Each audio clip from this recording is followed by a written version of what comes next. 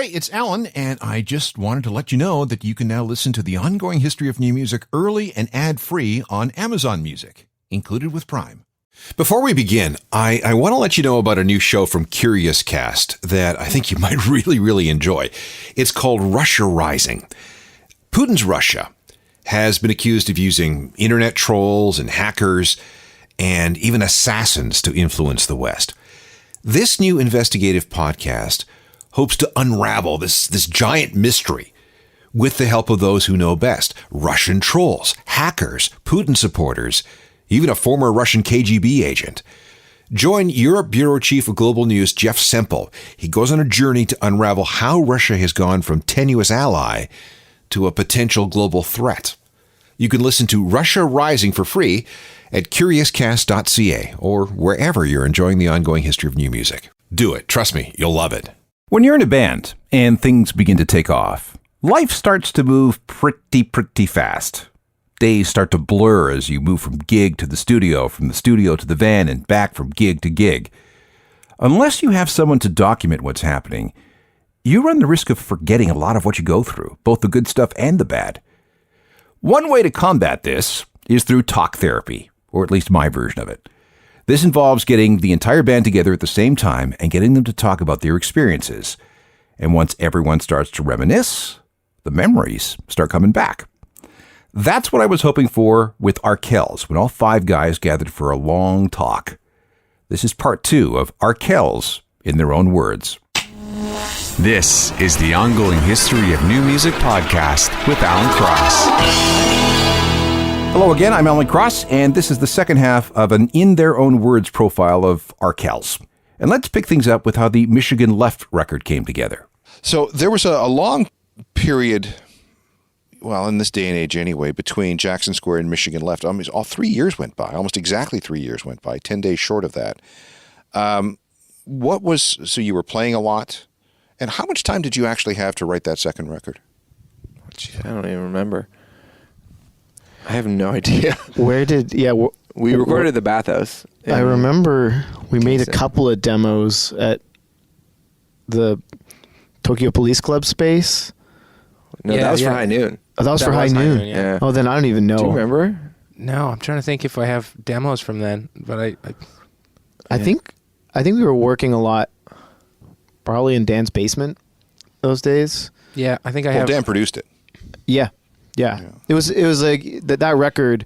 We sort of, I think, were trying to figure out the way forward in terms of like what to do next, as any band does. But I think we kind of had this sort of us against the world vibe that we just wanted to try and do it all ourselves and just hunker down with an engineer and make it happen, which was a really fun and interesting experience, and we learned a lot in those couple months. This was also your first major label album. At the time, it wasn't really like that. We ended up having the record done before we signed to Universal. So that record was made with actually no pretense that it was going to be a major label record or anything. You were one of these turnkey operations that you were able to present 2 albums and a fan base to a major label. So the kind of thing that they really like these days. Yeah. They and Universal had been the distributor for Dine Alone, so we knew, I think, some of the people in their camp. And so long ago, I just remember. It does seem long ago because I can't. Even though you guys have only really been on the scene since 2008, which is about 10 years, it seems that you guys have always been around. Every time you look around, there's Arkells doing something. Yeah. Which I think is a testament to your work ethic. You're always working and always visible. Yeah, I think we try to learn from the bands that do things well, and then also sort of the hiccups that you see other bands make, and we've made our fair share too. And I think working consistently and being loyal to your listeners and providing them with, the service of new songs and shows and all those things, I think is really important to remember. That. Well, you and I have talked about this. Yeah. This this importance of being able to continuously supply your audience with something. Yeah. It may not be an album. It may be a song between albums. It may be something special you do for them online. It may be, a pop-up event. But audiences expect to be engaged consistently and constantly now. And you guys have done a very good job of that. Yeah, and I think there's the odd band that it works in their favor to be mysterious and aloof and not seen very often. But I think for I think most bands have to show that they earnestly care, and whatever flavor they want to present it is sort of up to the band. But I think for us, and the other thing is, like when we get home from tour, we're tired, and we could use a few days off. But then after a few days, we're like, all right, what are we doing? We want to wake up every day with a sense of purpose, and the best and most interesting work is stuff that is creative and that we can work on together and then put out into the world. Let's talk about the songs on Michigan Left. There were 2 singles, from what I recall. One was Whistleblower. Does anybody remember anything about the creation of Whistleblower, or is that too long ago? Yeah, I remember we played it live at the Olympics. Was the first time we ever played it live. It was quite different than it actually ended up. Yeah, is it online? I think so. Oh, cool. I'm trying to think what else I remember from that. Yeah. Yeah, that whole session was like a real mixture of working on all the songs in a really somewhat unfocused kind of way. Like we had never produced a record without a producer before, or a professional producer. Dan was doing it for the first time with us and with all of us together. And I think a lot of those songs were just a lot of we didn't have a whole lot of direction as to what they were going to be. I mean, I think that song in particular probably was the most like Jackson Square in terms of being sort of a loud, fast rock song. And yeah, it was the most aggressive thing on that record for sure, because I do remember a turning point in making the record in Michigan Left where we were open to a lot more influences. Whereas on Jackson Square, it was like, it's got to be guitar and it's got to be edgy, and the drums need to be super loud. And on this record, we were like, you know what, Hall & Oates actually sounds pretty cool. And I hated Hall & Oates before we made Michigan Left. And then I was sort of, those synths actually kind of sound interesting. So we were interested in making a slightly more like nuanced record, I think, and making it a more of a studio. And like, Fleetwood Mac. I never really gave Fleetwood Mac much serious attention, but now let's try to do something. Let's get Kathleen Edwards in here, and she'll sing harmony on one of the songs, and she can be our Stevie Nicks, or what I mean, and bands like Spoon. I think we started listening. Spoon was a huge influence. The production of other bands. I think we started hearing how they were doing just interesting and different stuff, and listening to music in a way I don't think we did when we made Jackson Square, which was really just such an encapsulation of like these 4 years of these songs live, and they'd been refined to this point, and we just sort of recorded them. And John Drew, who recorded that, did a great job. But I think that record sounds great. But I think for us, we wanted to really push ourselves to emulate these heroes of ours like Spoon, that we were like. We had a lot more time too. Like we recorded Jackson Square in basically 2 weeks, or a little bit over 2 weeks. So Michigan Left was our first opportunity to actually be in the studio for a month and try a bunch of different things. Whereas with Jackson Square, we were like, let's just get the ideas out and down. And with Michigan Left, we could experiment more and see if we like something, or try different arrangements or instrumentation in a way that with Jackson Square, it was, like kind of rush in and rush out and try to get it recorded as quickly as possible. Yeah, it's tough. Like budgets when you're on making your first record, it's tough. You gotta, like, studios are very expensive, obviously. And I remember like we had 5 days to record bed tracks, and then we found like a cheap studio to go do overdubs at. Over Jackson? Yeah, exactly. I'm just saying versus the second record. Sure. To Nick's point, like we had so much more time, and we're at the Bathhouse, which is great. They have every guitar amp you can imagine, Yeah. So we definitely, and a lot of, we got really into like throwing things through delays, or a gated reverb on a snare drum, like different things that we didn't have the luxury of time due to budgetary restraints on the first record. Totally. Yeah, and we were living there as well. So the Bathhouse, you can it's the Tragically Hip studio in Bath, Ontario, and upstairs there's all these rooms, and so we were living in the same studio in the same building as the studio, and so we were up till 5 a.m. sometimes with a weird delay that they had hanging around, like or making weird percussion sounds, or just kind of getting into it. They have like an old plate reverb in there. It's a really cool spot for a bunch of whatever, how old were we, 23-year-olds or whatever, to just experiment. I got scarlet fever actually during that. Not joking.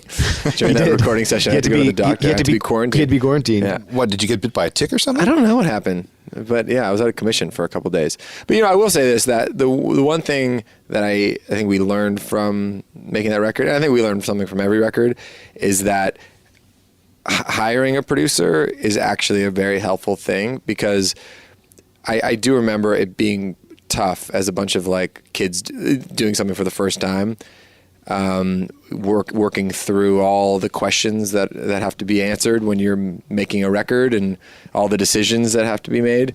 And I think for me at least, and thinking about how this is a big picture, long-term project. A producer is part psychologist. Is a social worker, really. Yeah, exactly. Yeah, and is also a translator, and is good enough to speak the language of every musician in the band. And if I could, if I try to explain something to Tim that I want to hear in the drums, it might not make sense, but sometimes, the translator can make sense to the other person. And I think, we make records every 2 years. But all the time in between, we're together touring, and I think for me, like making sure the vibes are good is one of the biggest priorities. And I'm really happy with the result of Michigan Left, but it was definitely like a hard record in some ways.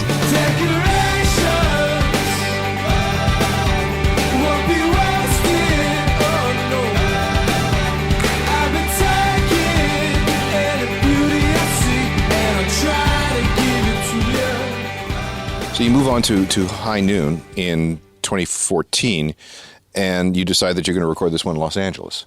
Our big LA record, man. Everybody's got a big LA record. Enter Tony Hoffer. Yeah. This is the first record with Tony in the mix, and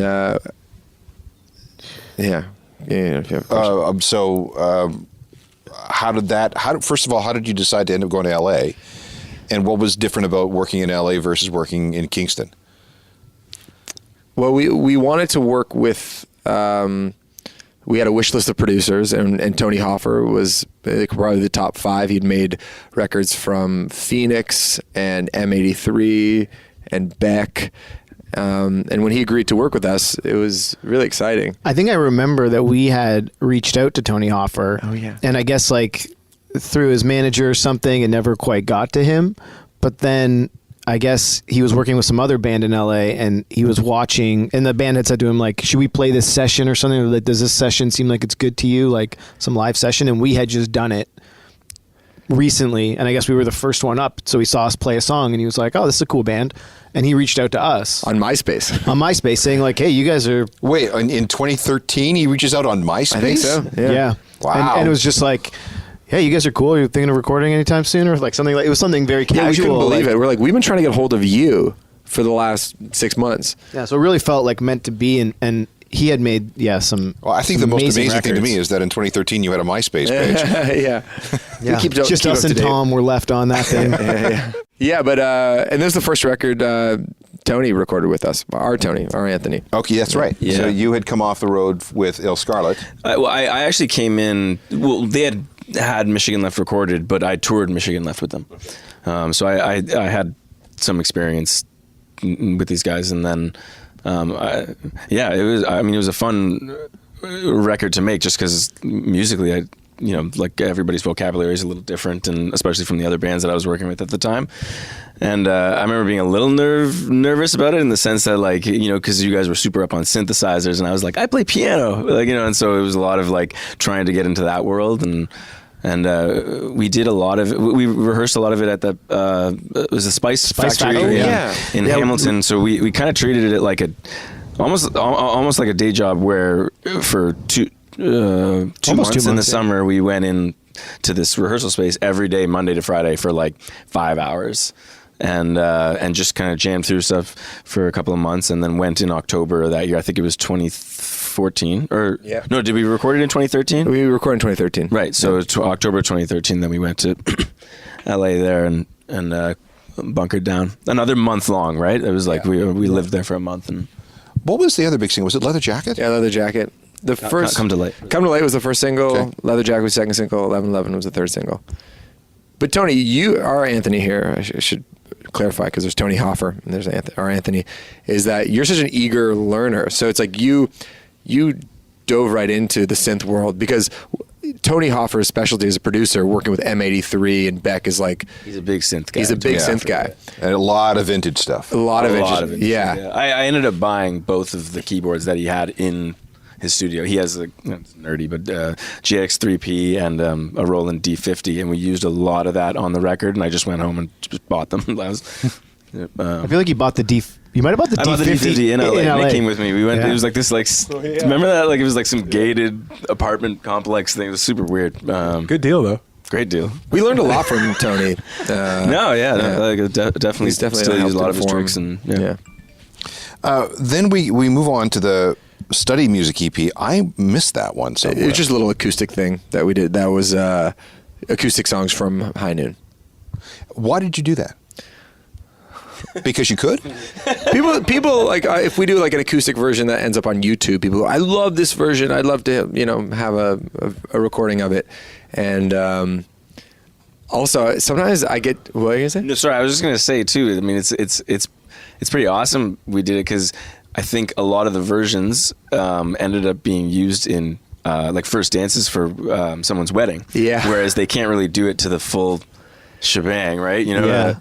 Yeah, people. There's something about acoustic music like that just fits into a different kind of atmosphere. Yeah, like that 1111 acoustic version has been used at like first dances for weddings like countless times. Same thing with our acoustic versions of My Heart's Always Yours and Then Some. Those three songs, like we get in the summertime like a couple emails every week with videos from someone's wedding, which is very cool. Like I gotta say, it's amazing. Well, it's something. It's nice to have. To know that somebody would think as that much of one of your songs to include it on their most precious of days. Right? Yeah. And also, I'll be totally honest, part of the reason for the study EP was me being competitive, because I'd hear some singer-songwriter music that people would study to, like, soothing music. And I go, our songs are just as good if we play them on an acoustic guitar. Okay, if that's how you need to listen to them, here it is. And so, and we call it study music specifically for like, here it is, when you want to study and relax. There's the song. So this is the album which has 1111 on it. Yeah. Which has really always bothered me because I don't understand the 1111 reference. Yeah. That's because you're not a youth. Yeah, I was gonna say. I mean, a lot of the lyrics are me just sort of observing what's happening around me at a bar, and a lot of times I would just see like groups of girls or just very stable. Oh, it's 11:11. Make a wish. Like that's a thing that I would just hear all the time. And so I was like, oh, you made a wish at 11:11. I held your hips at 12:34, and 12:34 is 1, 2, 3, 4. So I was like, oh, there's something kind of nice about that. And that's where it comes from. Okay. Yeah. See, I'm glad I've had this explained because otherwise. Listen, ask you. Yeah. Scarlett literally every day at 11:11 is like, it's 11:11. Make a wish. And Like his in the wife, apartment. Scarlett, And I'm yeah. like, I know it's a song. You made a wish at 11:11. I had your hips at 12:34. There was a kiss just waiting to happen. A cab was calling outside the door. More from Arkells, in their own words, on the way, with stories behind songs like Private School and Drake's Dad. This is part 2 of a conversation with all the guys in Arkells. They are documenting their story in their own words. Next album is Morning Report, and you have 3 big songs on there. My Heart's Always Yours, which has to be another wedding song for a bunch of people. Yeah, it is. Yeah. Is it about anybody in particular, or Yeah, it's about my special lady. okay? Private School, which captures the vibe of a certain type of student, Sure. person. Is there a story behind that? Yeah, I mean, okay. Do you remember what I was talking about? Yeah, I think I remember when we were kind of talking about this song. It was just kind of like sort of this feeling of like kids who are affluent and cool and kind of like smart in all the ways that are impressive, and how that's just like it's just like a funny thing to behold. And like, because the interesting thing about the song is it's not like a takedown. It's sort of like I want to like you, and you're so there's just attractive qualities about you, but there's something kind of insufferable about that kind of person, and there's like a certain comedy to like the lack of self-awareness about that kind of person, despite being born into such privilege and good fortune and having all these impressive qualities, but them not even totally recognizing how lucky they are. And this is coming from 5 white dudes who have a certain amount of privilege for sure. But there's that sort of that top echelon where it's like, I want to like you, but like you don't quite get it, do you? And that's what that song's about.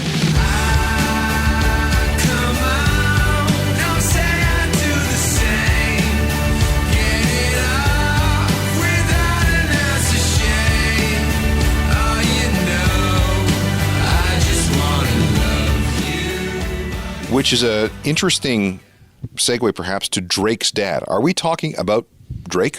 Yeah. I was on a road trip in America, and we ran into Drake's dad in a bar in Memphis. And so that song's really, truly about just going out and like experiencing a new city and being with friends. It could have been called something much different. We thought Drake's dad was just like a funny name for a title. And he does make a brief appearance in the first verse. And he stars in the music video too. We took the 40 down to Nashville. We started getting beat irrational. The place was asking hard questions for a bunch of bachelors. So we stumbled down broad. Drake's Dad, one of the singles from Arkells' Morning Report album.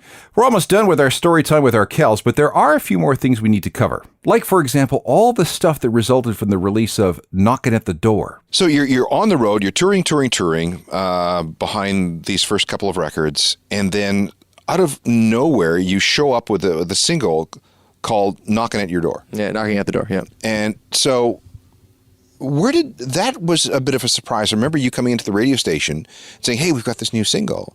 Where's it from? I don't know, we just did it. So let's get to the story behind the creation of that and release of that song. Yeah, so we had been on tour with Frank Turner in America the night Trump was inaugurated.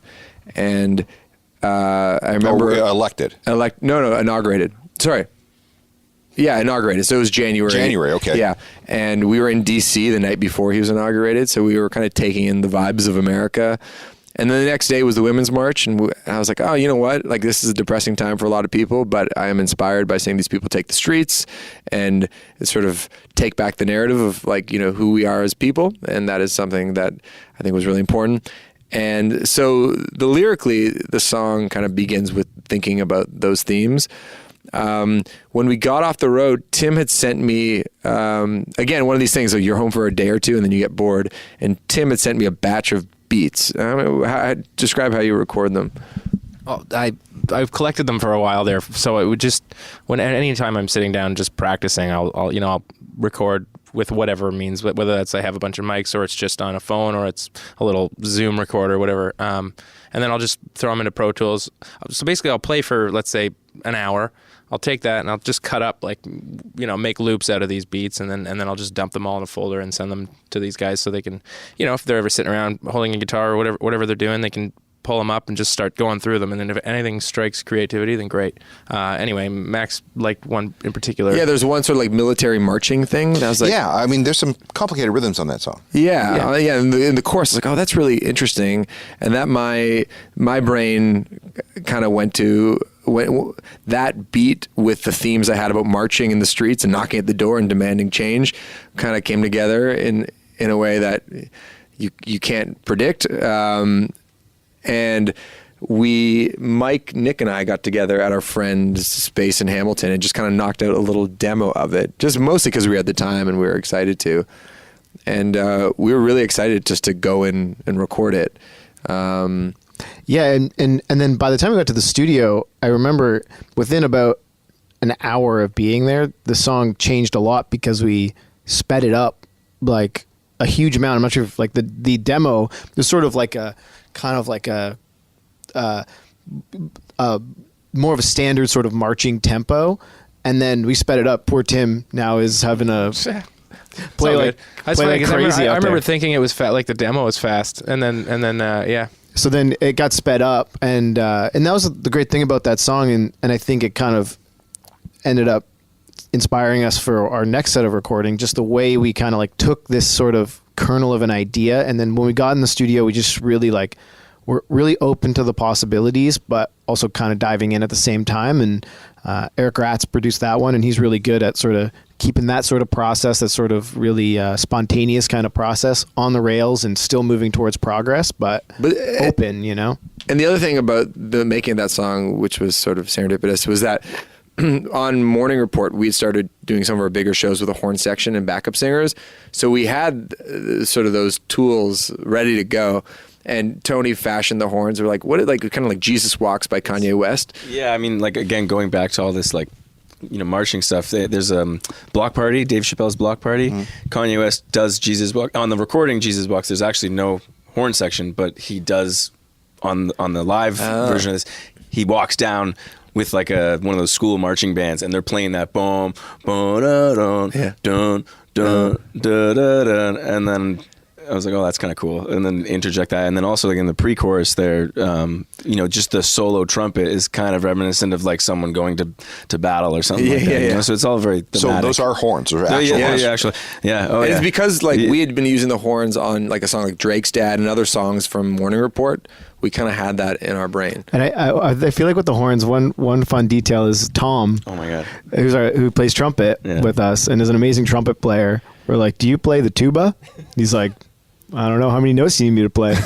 Like four notes. So then he achieved the children's horn section. I think with I did like the tuba, him just trying to figure it out. It sounds cool though.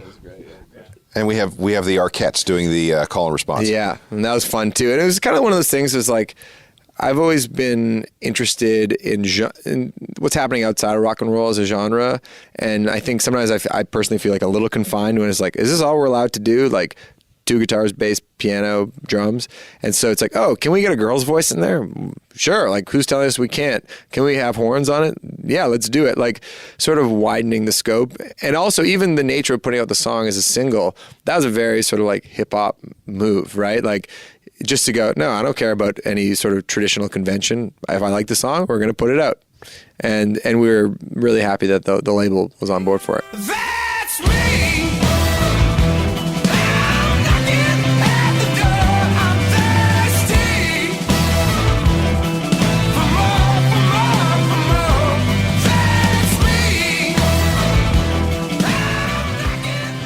Now let's talk about Korea. So this is the 2018 Winter Olympics, and you guys somehow managed to scam a trip to Pyongyang.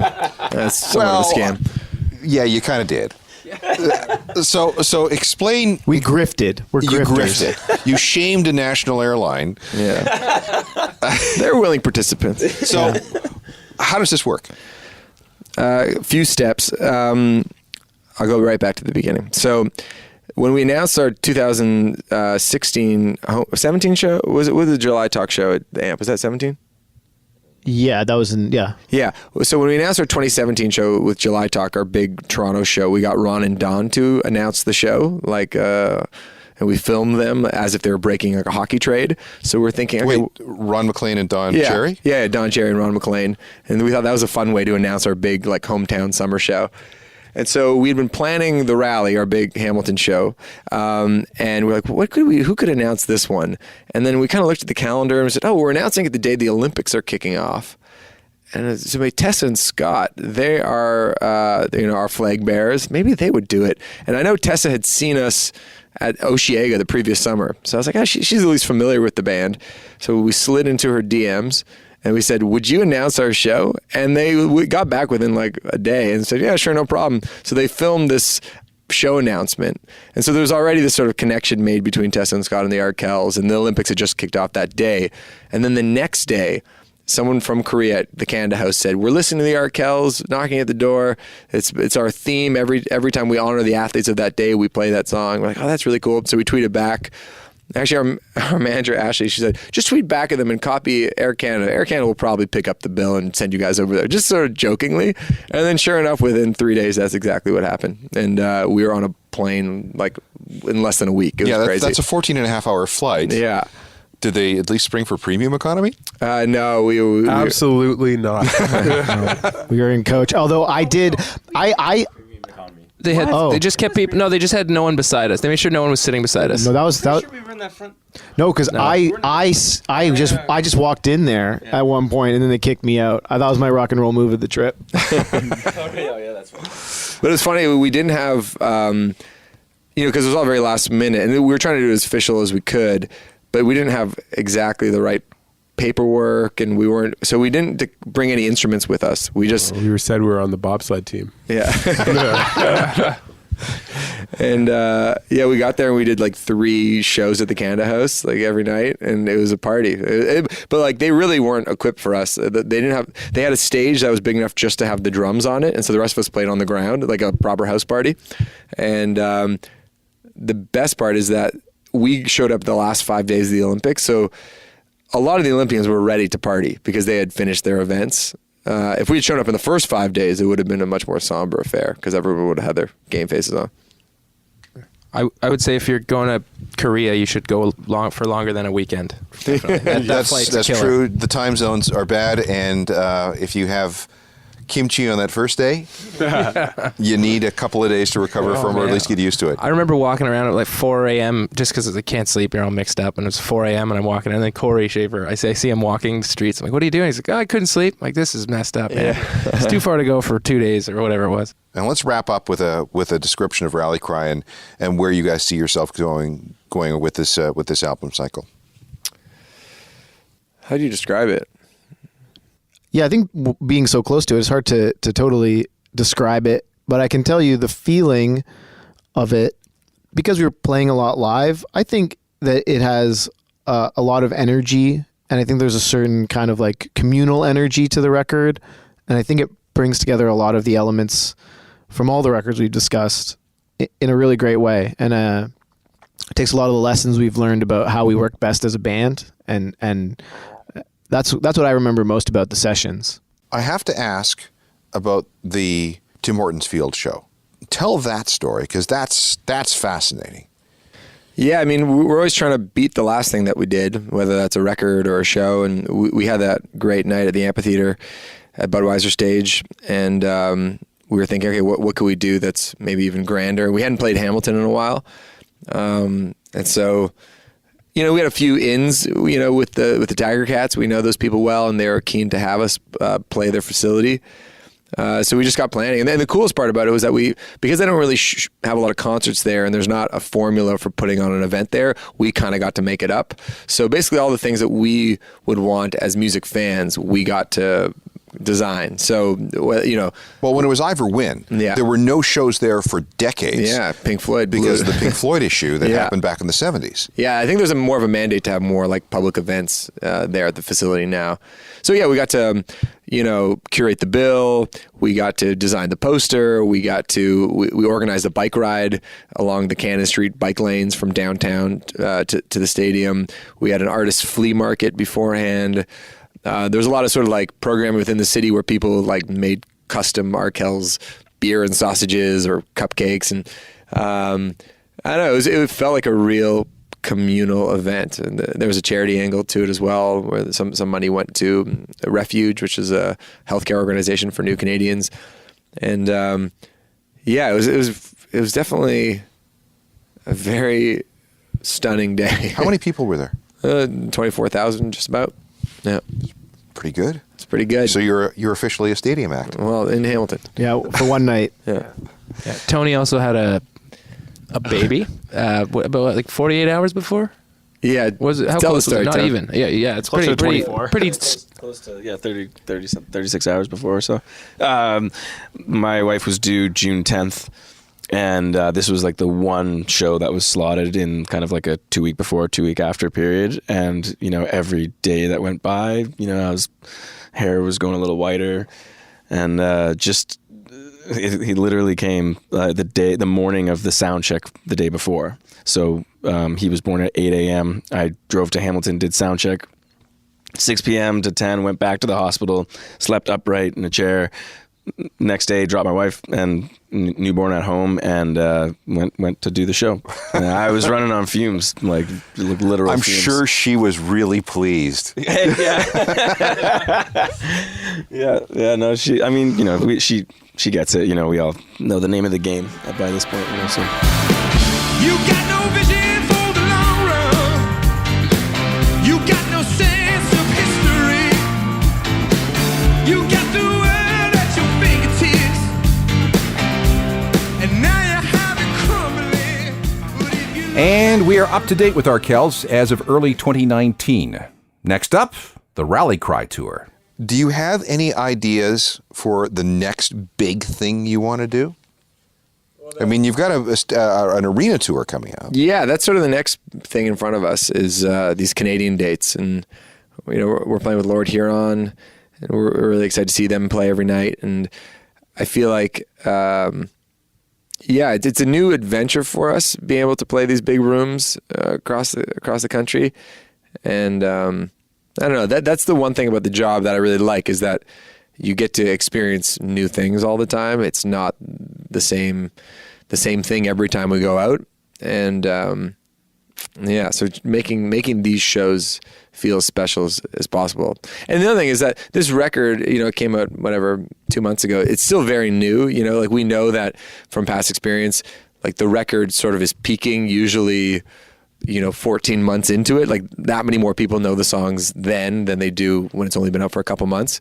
So I'm excited to see where these songs like end up in people's lives. That's the thing. You put someone in the world and you go, oh, like Knocking on the Door ended up being played at the Olympics, and like 11/11 was played at people's weddings. It's funny how, you have no control over that, but they can land in interesting places. Thanks to all the guys in the band and everybody at Dynalone and Universal for herding all the cats into the studio for this conversation. Don't forget that we convert all these radio shows into podcasts. Subscribe at Apple iTunes or wherever you get your on-demand audio. And all the podcasts are always free. And if you can write a review and rate them, that would be fantastic, because that really helps us. And if you find something that should be shared with a friend, please do it. Other places you can find me: Facebook, Twitter, Instagram. There's my website, which is ajournalofmusicalthings.com. It's updated every day, and it comes with a free newsletter, too. No spam. As for email, send it all to alan@alancross.ca. Technical production for all this is by Rob Johnston. Talk to you next time. I'm Alan Cross. You've been listening to the Ongoing History of New Music podcast with Alan Cross. Subscribe to the podcast through iTunes, Google Play, Stitcher, Spotify, and everywhere you find your favorite podcasts.